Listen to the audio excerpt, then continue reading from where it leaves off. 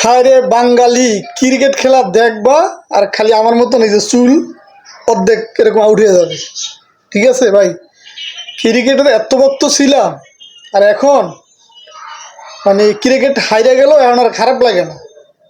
আজকে বিশ্বাস করেন, আজকে আমি দোয়া করছি যেন আফগানিস্তান যেন জিতে। কারণ বাংলাদেশ বাংলাদেশ যদি কোনো কারণে যদি ভুলে জিততে যদি তারা যায়, কোনো লাভ নাই, তারা গিয়ে হাইরে যাইবে আর খেলার পরিবেশটা তারা নষ্ট করবে। তার জন্য মন থেকে চাইছি যেন আফগানিস্তান জিতে। হয়তো অনেকে আমার খারাপ বলতে পারেন, বে আপনি তো মনে হয় দেশের এই দেশের নাগরিক না। আরে ভাই, যেই দেশে ক্রিকেট আজকে দেখেন আফগানিস্তান, তাদের একটা খেলার মাঠ নাই, তাদের দেশের অবস্থা খুবই খারাপ। আজকে তারা বিভিন্ন দেশে গিয়ে তারা প্র্যাকটিস করে। সে আফগানিস্তান আজকে কোথায়? আর আজকে আমাদের দেশে প্লেয়ারদের মাঠের কোনো অভাব নাই, বোর্ডের টাকার কোনো অভাব নাই, কোনো সুযোগ সুবিধার কোনো কিছুর তাদের অভাব নাই। আজকে তারা কোথায়? বাংলাদেশ টিমটা দিন দিন খালি নিচে খেলে যাইতে আছে। তার কারণ কি জানেন? আপনারা অনেকেই দোষ দেন হাতুড়ারে। এবার হাতুড়া সিং কেন তারা দোষ দেন? আপনারা মূল গোড়ায় আপনারা কেন চিন্তা করেন না যে মূল গোড়া হইল সমস্যা? আর সেই গোড়াটাকে, সেই গোড়াটা হইল আমাদের কাছের লোক, খুবই আমাদের ভালোবাসার লোক, খুবই আমাদের মহাব্বতের লোক, সে হল পাপ্পন ভাই। উনি সাংবাদিকদের কাছে এসে বলবে আমরা ইন্ডিয়ারে হারাইছি, অস্ট্রেলিয়ারে হারাইছি, একটা সময় অমুকে হারাইছি, তেমুকরে হারাইছি, ছিঁড়ে ফেলাইছি। এই 14 বছর আগে কারে কি হারাইছে এগুলো উনি বইলা বইলা যাইব, আর এইভাবে উনি এখানে থেকে যাবে। কারণ আমি আপনাদেরকে গ্যারান্টি দিয়ে বলতে পারি, উনি যতদিন এই বোটে থাকবে বাংলাদেশে কোনোদিন উন্নত হবে না। এই ক্রিকেট বোটে কোনোদিন যারা ভালো মানের খেলোয়াড় ওরা কোনো দিনই সুযোগ পাবে না। হাতে গোনা দু একজনের সুযোগ দিবে, বলবে সুযোগ করে দিছি, হেরে দিছি, ওই দুইটা উনি দেখাবে। ঠিক আছে, উনি আসলে ক্রিকেট বোর্ডের ভালো উনি চায় না। উনি হলো মেন নাডের গুরু, হইল উনি। কে কোন জায়গায় খেলবে, কে কারে বাদ দিবে, সব উনিই করে। কিন্তু দোষটা পরে বোর্ডে যারা অন্য যারা জড়িত আছে ওদের, আর পরে হলো ক্যাপ্টেনের, আর পরে হলো হাতুড়ার। কিন্তু আসলে মূল নাটের গোড়া কিন্তু উনি।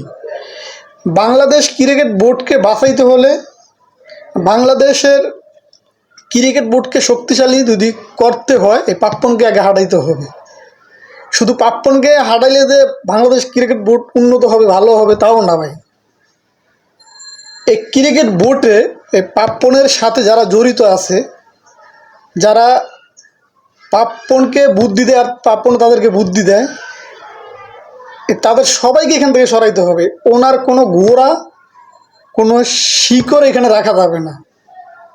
কারণ ওনার কোনো গোড়া, কোনো শিকড় থাকলে ওই শিকড়ে উনি দূর থেকে ইশারা দিয়ে চালাইব। ঠিক আছে, সে থাকলে যা হবে, সে না থাকলে তাই হবে। তার জন্য কি করতে হবে? তার কোনো গোড়া এখানে রাখা যাবে না, কোনো শিকড় রাখা যাবে না, সব এখান থেকে একদম তুলে ফেলতে হবে। তাহলে বাংলাদেশ ক্রিকেট বোর্ডের যদি কিছু হয়, ভালো মানের খেলোয়াড় এখানে তৈরি হবে। তাহলে উনি যতদিন থাকবে তৈরি হবে না। আপনারা চিন্তা করছেন উনি কত বছর আছে? উনি মাঝখান দিয়ে আওয়াজ দেয় আমি থাকবো না। আসলে কি এই যে বগি আওয়াজ দেয়, উনি কি যায়? আবার এই যে কিছুদিন আগে বললাম আসলে ক্রিকেট ছাইড়ে আমি কেমনে থাকবো, এটা তো আমি ছাইড়ে থাকতে পারবো না। কারণ এখানে তো মধু আছে ভাই, মধু। এই মধু খাইবো কেটা? হ্যাঁ, এই মধু তো খাইবো কেটা? উনি তো আসলে মধু খাওয়ার জন্য। মধু খাইয়া ক্রিকেট বোর্ডটাকে একদম শেষ কইরা চুইসা দিয়া তারপরে কইব আমি তো অনেকদিন ছিলাম, এবার আর আমার দরকার নাই, এবার আমি যাই। কারণ তখন আর কিচ্ছু থাকবে না ক্রিকেট বোর্ডে, বুঝছেন? একেবারে দলটাকে উনি শেষ করে দিবে। তো ক্রিকেট আপনারা কেউ দেখেন না, কষ্ট পায়েন না আমার মতন। ক্রিকেট যখন আপনারা না দেখবেন, যখন আপনারা ক্রিকেট নিয়ে এত মিছিল মিটিং না করবেন, দেখবেন বলা আস্তে আস্তেই এই পাপ্পন সরে যাবে। এই পাপ্পন আর থাকবে না। কারণ যখন আমরা ক্রিকেট খেলা দেখবো না, এটা নিয়ে যখন আমরা কথা বলবো না, তখন অনেক কোম্পানি এখান থেকে তারাও এখান থেকে সরে যাবে, তারাও কোনো বিজ্ঞাপন এখানে দিবে না। যেটা নিয়ে আলোচনা নাই, যেটা মানুষ দেখে না, এখানে আমরা এত কোটি কোটি টাকা খরচ করে বিজ্ঞাপন দেওয়ার কোনো প্রশ্নই ওঠে না, তারাও কোনো বিজ্ঞাপন দিবে না। ঠিক আছে, তারাও সরে যাবে। তখন এই পাপ্পনও দেখবো এখানে আর ইনকাম হইতেছে না, আমি জায়গা। তো এইটা আসলে নাহলে আমরা খেলা দেখবো আর কষ্ট পাবো, কারণ উনি যতদিন থাকবে এই বাংলাদেশ ক্রিকেট বোর্ডটা একটু ভারী শেষ করে দিবে। ঠিক আছে, তো কথা বললে ওনাকে নিয়ে বলেন হুদাখামা, ওই যে হাতুড়ের দুধ দিয়ে লাভ নাই, অন্য খেলোয়াড়দেরকে দুধ দিয়ে লাভ নাই ভাই। কারণ দেখুন বাংলাদেশ ক্রিকেট যারা খেলে মনে হইতেছে কি এক একটা আইন না জোর করে খেলাইতে আছে। ভাই বেটা তুই খেলবি না কেন, খেল, তুই মাঠে যা, তো রান করতে হইব না, তুই খালি ঠেকাবি। মানে মনে হয় এক একটারে মনে হয় ধাক্কায় মাঠে ফাটাইতে আছে, মানে গিয়া বল বাড়িব কি বাড়িব না, মানে কি করে না করে, মানে যেখানে ওভারে লাগবো 10 রান সেখানে 5 বল ঠেকায়, সেখানে 5 বল ঠেকায়। এই যদি হয় বাংলাদেশের অবস্থা, তাহলে কিভাবে আশা করা যায় যে বাংলাদেশ একটা ভালো টিম হবে, বাংলাদেশ বিশ্বকাপ জিতবে? এই আশা কি করা যায়? ঠিক আছে, তো ভাই আসলে পাপ্পনকে আমি আপনি কেউ হারাইতে পারবো না। আমাদের একটি দোয়া করতে হইব, তার জন্য হায়াত কমে যায়, তার জন্য আসলে ভাই এই ছাড়া আর কোনো উপায় নেই, তার জন্য হায়াত কমে যায়, কারণ সেখান থেকে সরবে না।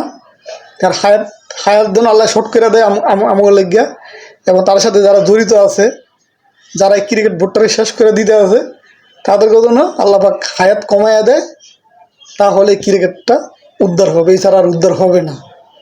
এটা ছাড়া আর কিচ্ছু করার নাই, আর কিছু করতে পারবো না আমরা। ঠিক আছে, আর কিছু করার আমাদের ক্ষমতাও নাই, একমাত্র দোয়া ছাড়া।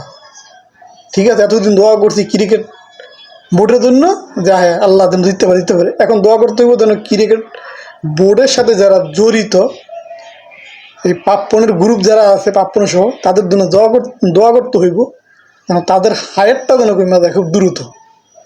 ঠিক আছে ভাই, তো অবশ্যই অনেকের খারাপ লাগতে পারে, অনেকে ভালো লাগতে পারে। আসলে ভাই যাদের কাছে খারাপ লাগবে আমার কথাগুলো, আসলে ভাই কথাগুলো অনেক কষ্ট নিয়ে মনে বলছি। আসলে বাংলাদেশের খেলা অনেক ভালোবাসি, প্রতিটা খেলা দেখি। ঠিক আছে, তো আসলে এখন কষ্ট পাইতে এখন আর কষ্ট পাই না। আমি খেলার জন্য আমি কাম সব ছেড়ে দিই, এত ভালোবাসি খেলাকে। ভালোবাসা মানে নিজের দেশকে ভালোবাসা। কিন্তু বারবার যদি এইভাবে যদি আমরা আঘাত পাইতেই থাকি, তাহলে আসলে কীভাবে খেলাকে ভালোবাসবো? যাই হোক, সবাই ভালো থাকবেন, আর কমেন্টসের মাধ্যমে জানাইবেন যদি কষ্ট পায় থাকেন আমার কথাগুলা, মাফ করে দিবেন যদি পারেন। সবাই ভালো থাকবেন, আল্লাহ হাফেজ।